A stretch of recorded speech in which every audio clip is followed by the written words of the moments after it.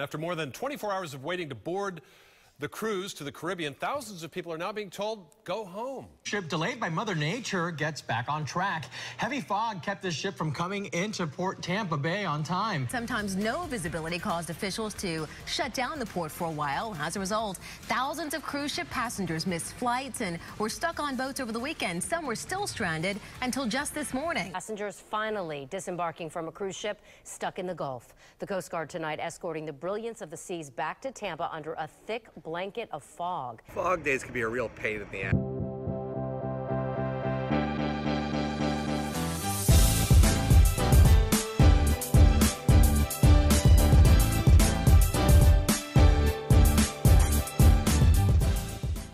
Welcome back to another video, guys. The last few days here in Tampa we've had fog, and on Sunday, Monday, and Wednesday we had, well actually not Sunday, but Monday and Wednesday we actually had the ships come in late because of this fog. So I want to go ahead and take this opportunity to go over and explain what goes on during fog delays here in Tampa. So on Sunday, February 3rd, it was just a single ship day. We had Rotterdam from Holland America dock at Terminal 6, and she actually came in 3 hours early to avoid the fog being delayed to come in. So she came in 3 hours early. She was tied up to the pier. We got into work, got everything done, got everyone off, new supplies and new passengers loaded on board, and it got really foggy throughout the day. And then as the day kind of progressed, it seemed to have burned off for the most part. Like, it was still cloudy out, but the actual fog seemed to have burned off near the port. But what we didn't know was that the port was actually closed because there was really dense fog over at the Skyway Bridge. And when there's fog over at the Skyway Bridge, they just completely shut it down, and no cars can go over it, and no ships can sail underneath it. So when that happens, obviously we can't send the ships out of port. So Rotterdam ended up staying overnight and didn't leave until Monday morning, about 11:30, 11:45 when she finally set sail.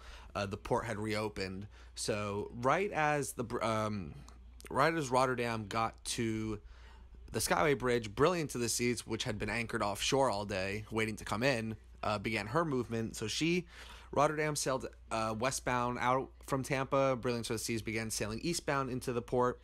And she came alongside Terminal 3 at probably about 5 p.m. Once Brilliance of the Seas came alongside at the port, they quickly tied her up. They had everything waiting to get everything ready, on the pier, to get everything off the ship and then everything back on the ship. And literally as the ship was pulling up, we were moving that gangway to line up to begin disembarkation. Ladies and gentlemen, this is the last and final call for all guests remaining on board the Brilliance of the Seas to proceed at this time to the gangway located on deck 5 forward by the passenger theater. So disembarkation started. We finished in honestly under 2 hours, which we were pretty impressed with, which allowed us to quickly turn around and begin embarking the passengers. Once we began embark, we didn't even hand out zone cards. We kind of just said, once you're checked in, just go on board, because it was already about 7 o'clock by the time we started getting people on board. 7 p.m. She ended up sailing that night at around 11:45. So we were happy that we were able to get her out that same day. That was the situation we had to deal with Monday, and then Tuesday night we received an email from our company that the port had indeed closed again, and they didn't know when the Norwegian Pearl would be sailing back in. So we had to wait until the following morning to find out when the ship was coming in, and she actually had started coming in. She was late, but she arrived at around 9 a.m. Wednesday morning, so it wasn't as bad as Brilliance on Monday, but it was still a little behind our normal schedule. So once she pulled alongside, we got everyone disembarked in a little over 2 hours. We had more people on the Pearl than we did on Brilliance, so it did take a little bit longer, but we got everyone through customs as quickly as we could.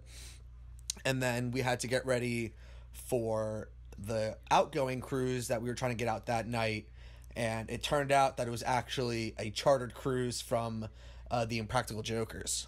So fog delays really puts a lot of pressure on us as the pier agents to get everyone checked in as quickly as possible, because we do know that you do lose possibly a whole day of your cruise because of this fog delay. So we do apologize. It's really nothing we can control, but we really do try our best to get everyone onto the ship and try and get that ship out as quickly as possible. So if you do cruise out of Tampa between December and like March, maybe early April, just be aware that there is a possibility that you could be delayed because of fog. Not that it always happens, but when it does happen, like you saw in this video, it's pretty extreme. So just keep an eye out. Like I said, we do our best to make sure that you can get on the ship as quickly as possible and that the ship can come in as quickly as possible, but at some point we really do not have control over the weather, and fog really just doesn't help us out at all. So I hope you enjoyed this video, guys. Like, comment, subscribe. If you like these voiceover videos, let me know. I'll do more of them. So I'll go ahead and catch you guys out on the next video.